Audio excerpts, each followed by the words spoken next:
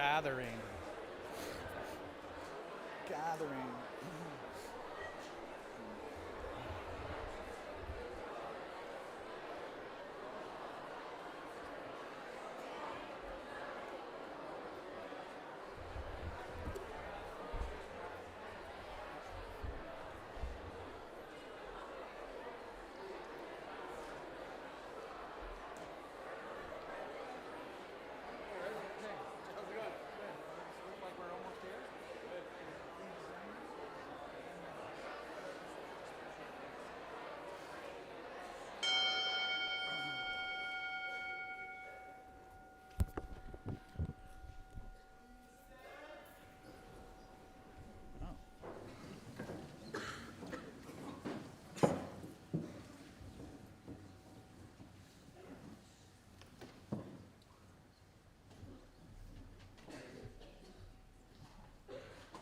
Thank you all. Please be seated. I'm going to actually ask you to stand up in one more minute, but just relax for a minute, take a big breath. We're just going to chill out for a little while here. And we're going to start by, we have one regular Saturday chapel between now and the time we leave for Christmas. So is it okay if we sing a couple of Christmas carols today? Is that all right? Yes, okay.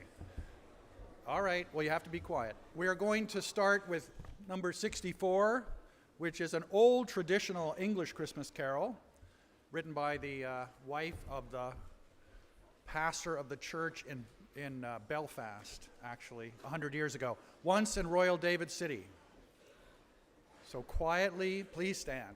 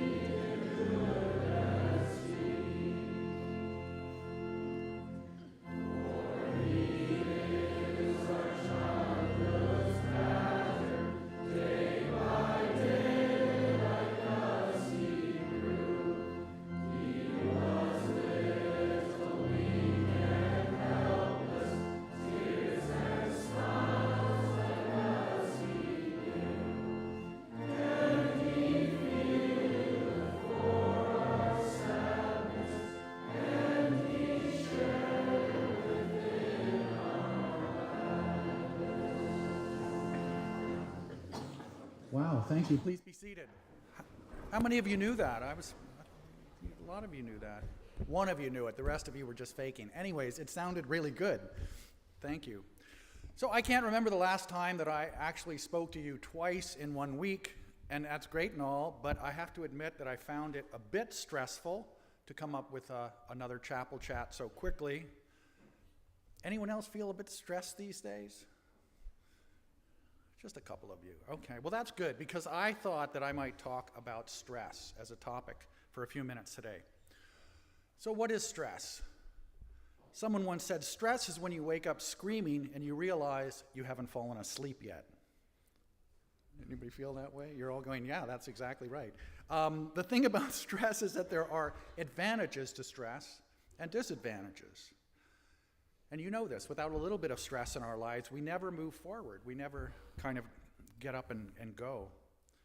And sometimes stress is just a signal that we are getting out of our comfort zone, and there's nothing wrong with that.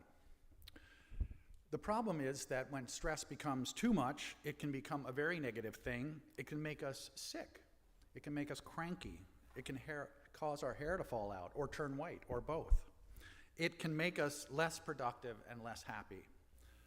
It can take the joy out of life and learning, and that is something that we really don't want to see happen. Or if it is happening, we'd like to change it. So I know it's easy to say don't be stressed, and it doesn't really mean anything. But I'm going to talk a little bit about some things that we can do about being stressed. So the first thing to say about it is, as I say, it's impossible to alleviate stress altogether. So I think the best that we can hope for is to manage it and to keep it kind of, keep it down, you know. But I also think that stress is not, we all think, who thinks stress is inevitable? Well, of course we're going to be stressed, you know. Yeah. I don't think it's inevitable to be overly stressed. I think there's things we can do. And you know a lot of the things that we talk about, yoga, meditation, aromatherapy, all of that. And those are all good stress relievers. But there's also something I will call wisdom therapy, thoughts and ideas that can help us keep our lives in balance. So here's an example of some wisdom therapy from Marcus Aurelius, who some of you know, a Roman emperor who was also a Stoic philosopher. He said this: if you are distressed by anything external, the pain is not due to the thing itself, but to your estimate of it. And this you have the power to revoke at any moment. And this guy was Roman emperor, so lots of things in his life that might have caused him stress. But what he's really saying, I think, is that, you know, things happen. Things happen that cause us stress, and what Marcus Aurelius is telling us is that it's really, the stress isn't caused by the external thing. The stress isn't caused by the activity out in the world. The stress is caused by how we think about our lives. And that's a very common Stoic theme. Greg Anderson, the founder of the American Wellness Project, he says this: when we change our perception, we gain control. So the stress becomes a challenge rather than a threat. When we commit to action, to actually doing something about it rather than feeling trapped by events, the stress in our lives becomes manageable. I know you're all saying, yeah, easy to say, but there's something in this. So one good way to reduce stress is to understand that we cannot make the challenges in our lives go away. I mean, maybe we do understand that, but somehow to just embrace that reality, that life is life, and the stress that life causes us is really something that we have some decisions about to make. Stress often comes either from wishing things were different than they are, or putting off what we know we have to do. I know some of you can relate to that. I certainly can. The ancient poet, Roman poet Horace, also provides some sage advice. He says, in times of stress, be bold and valiant. In other words, the only way to deal with stress is to deal with it. The only way to deal with the things in our lives that we think are causing us stress is to deal with those things boldly and valiantly. So one great stressor in our world, of course, is the increasing speed of life. You guys aren't out on the highway daily, but I can tell you at this time of year especially, people drive a lot faster than usual, and I sometimes drive down the road wondering, where are people going? They're flying, they're rushing to get somewhere just so they can rush to get somewhere else. But we have this accelerating pace in life, and no less than Mohandas Gandhi said this: if we want to explore other planets and outer space, the increase in speed is a necessity, But it seems our appetite for speed in every facet of our lives has consumed us, and we have become addicted to increasing the speed of life in general, without pausing to think if and how it adds to the quality of our lives. And I don't know about you, but some of us thought with COVID that because COVID kind of made us, it forced us to slow down, that we might have learned something from it. Do you think we did? I don't think so. I think we're worse than ever since COVID. So the irony in our attempt to get things done, the irony is that in our attempt to get things done, we often go at such a pace that we become utterly ineffective. So do you know the story of the rabbit and the hare from Aesop's Fables? Do you know this story? Who doesn't know this story? You all know it. Okay, well I won't tell you then. But you know that the rabbit, he challenges the tortoise to a race, and he starts running, and the tortoise is so far behind, he takes a nap, and of course, in the meantime, the tortoise passes him and wins the race. The point being that, we need, one of the ways to reduce stress is just to focus on what we're doing in the moment, to keep our focus on the present moment, not be thinking all the time of what we have to do after we finish what we're doing, and then the thing that we have to do after that thing, and on it goes. So, the most important way to reduce stress, of course, is to keep our sense of what? Sense of self? That's a good answer. Anybody else? Sense of humor, exactly. Humor is a really important stress reducer.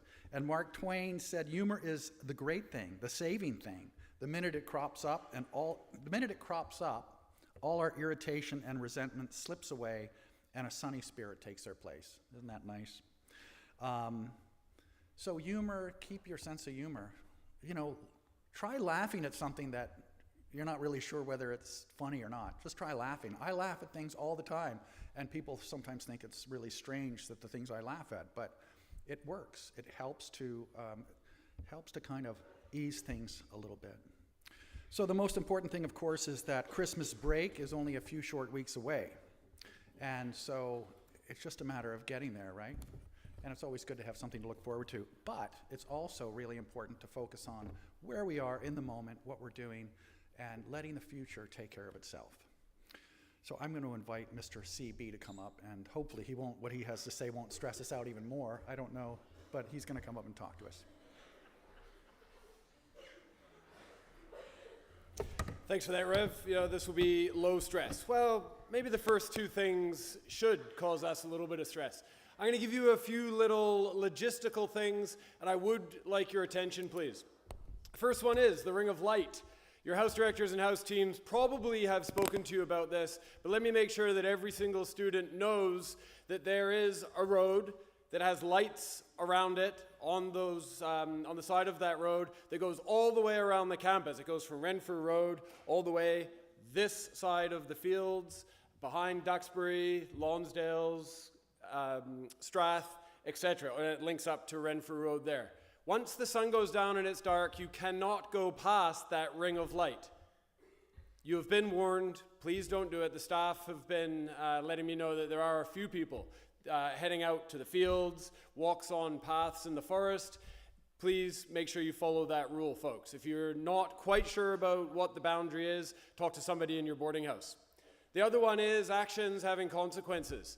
We've had a small but persistent issue with people taking food out of Marion Hall, taking it downstairs and leaving it on the ground around the laundry areas. We've looked at different ways to fix this issue. Unfortunately, it hasn't worked. Starting from now, the doors from Marion Hall leading down to the laundry and the door from Lake Omar into the laundry and into Marion Hall area, those will be locked in the evening, so people can't do it. Unfortunately, that means people will have to walk around and go through the main doors. If you have any questions, come and see me, please. The second of three things I'd like to discuss with you is the light-up information. Mr. Interlandi is going to talk to you about Thursday evening. I'd like to look forward to Friday.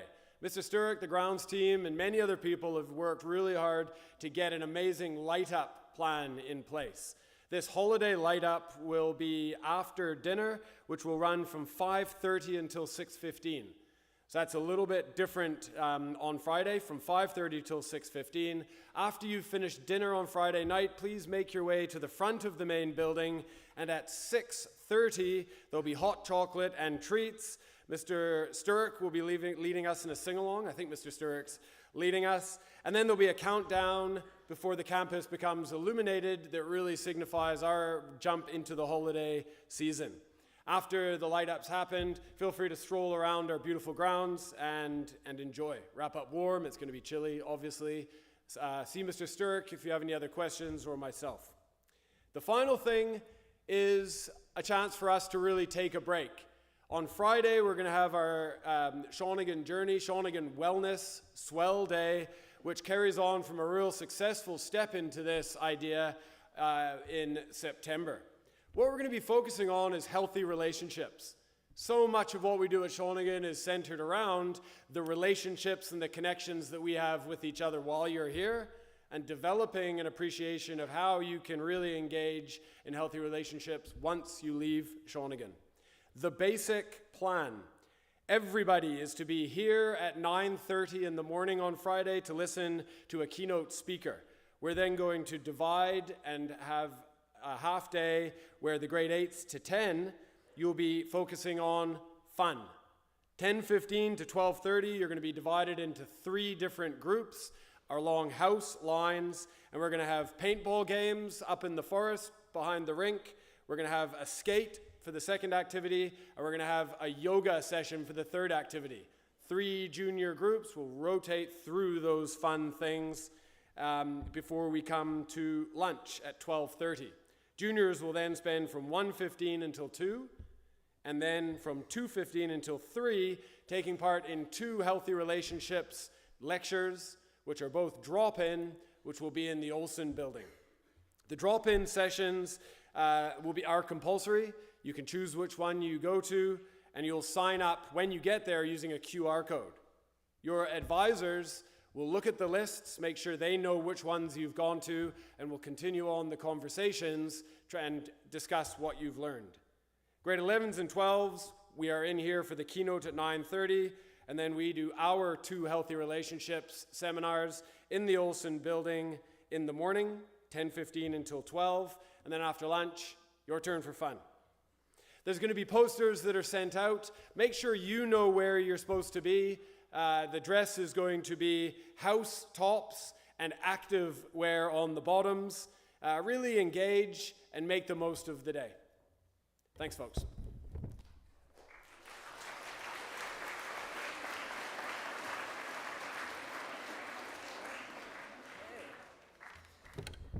Wow, okay. Can everyone hear me back there? Right on. I'm just going to take this moment here and take this all in, because this is pretty awesome. This is my first time addressing all of you here. I'm here to talk to you guys about the craziness and hysteria that we know as airband. Somewhat a bit of a... This is my first rodeo doing this all, so I do have some things I'd like to say. I saw most of your all of your performances the other day. Me and Miss Room were there vetting to make sure the performances were all up to our appropriateness. And I do have to say that I was very, very impressed with the level of care, the level of creativity, the level of pride, and the level of enthusiasm that each of you poured into those numbers. I'm not here to say that they were awesome displays of performance because of what's been impacted by our illnesses and tournaments, and so-and-so's not here from the hockey team, and oh my God. Move that stuff. Get that noise, move it to the side. From underneath it all, I can see how much it meant to every single person there. And that was impressive. It was very impressive to see that amount of effort and care and pride in that work. I do want to say that just for everyone to know, that me and Ms. Room did not have to make one adjustment to the appropriateness of each of and any of those numbers. And that just speaks to the maturity, the respect, and the adherence to the guidelines to the entire greater community here. It was kind of, I thought I was going to see twerking and thrusting, like it was like a nightclub or something. I'm not sure, but here's what I would like to say. I would like to see that same respect carry over on the night of the event.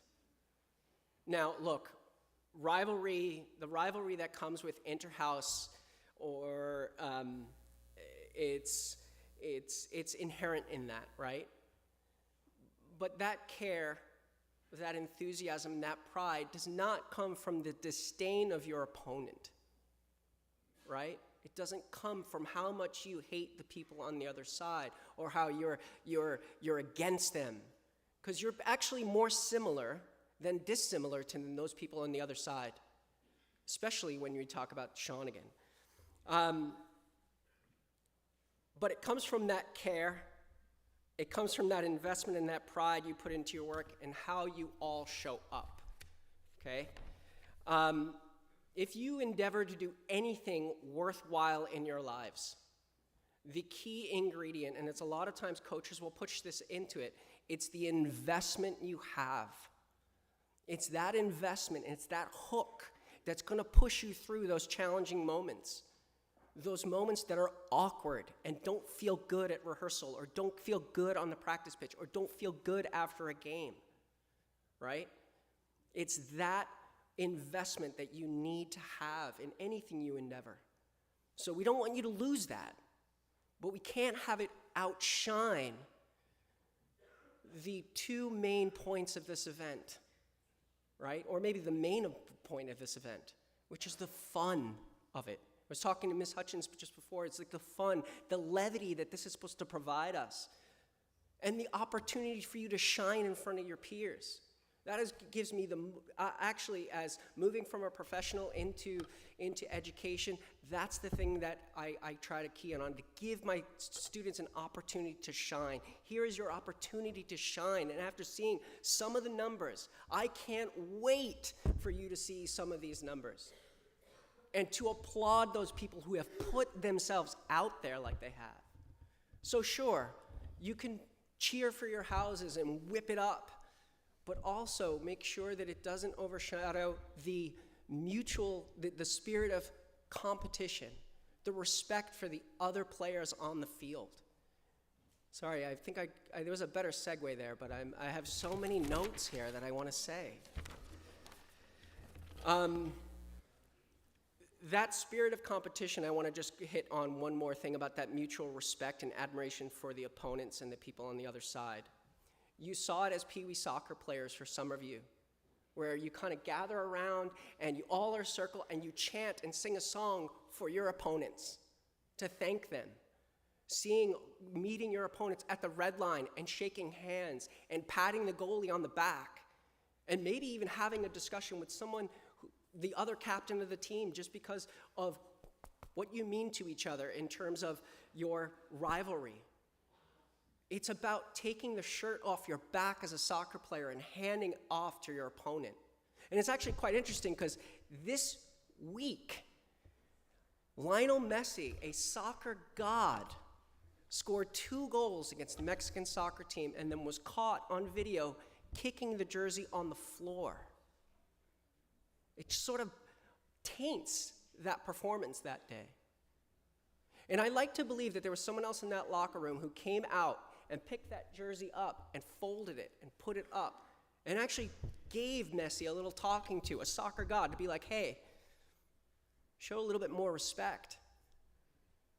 So, that was my little preachy moment. That was like me on my little soapbox there. So, what I would like to see on the night, I would like to see some enthusiasm. I'd like to see some cheering, and I'd also like to see a big sort of mutual respect for everyone who sort of put themselves out there that day. That is all I have, except for the logistics of this all. The event starts at 7:30 p.m. You will arrive with your best faces on, and you will come on in. We don't have assigned seating just yet, but you will sit with your houses. You'll probably be directed on where to sit. And I would ask to, when you are sitting, to go long, right? Don't be the person who comes in and sits right in the first seat in the aisle, but just go and take it all the way to the end so we can have an easy transition into the evening. I think that's my time. I hope that I hit some points. Hope that I didn't sound too, yeah, was it good, Jack? Thank you. All right, everybody, thank you.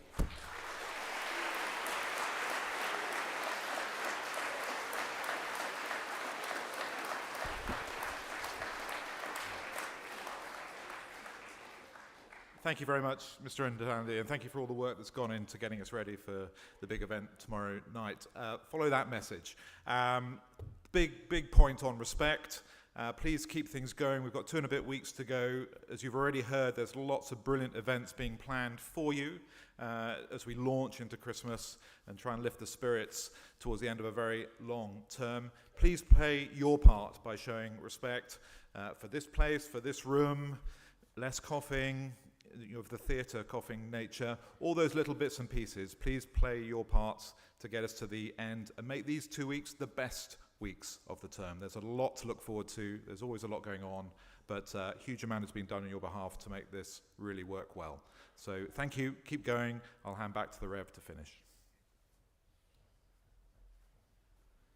Thank you all. One more Christmas carol. Number 61, which is O Come All Ye Faithful. I know those of you who have been around for a while will know that we'll actually sing this in Latin once we learn the Latin. But we're going to sing it in English right now, just so you get the tune in your head and because it's really fun to sing.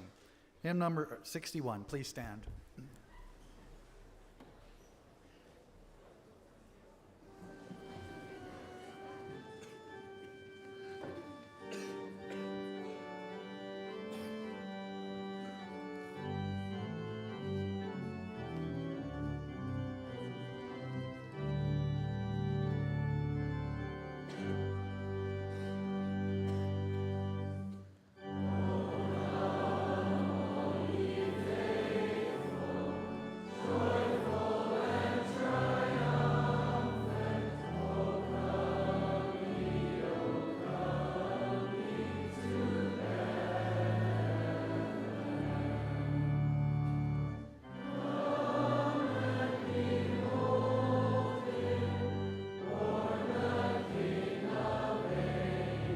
Girls only.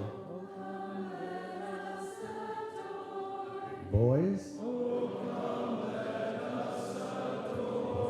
Everyone.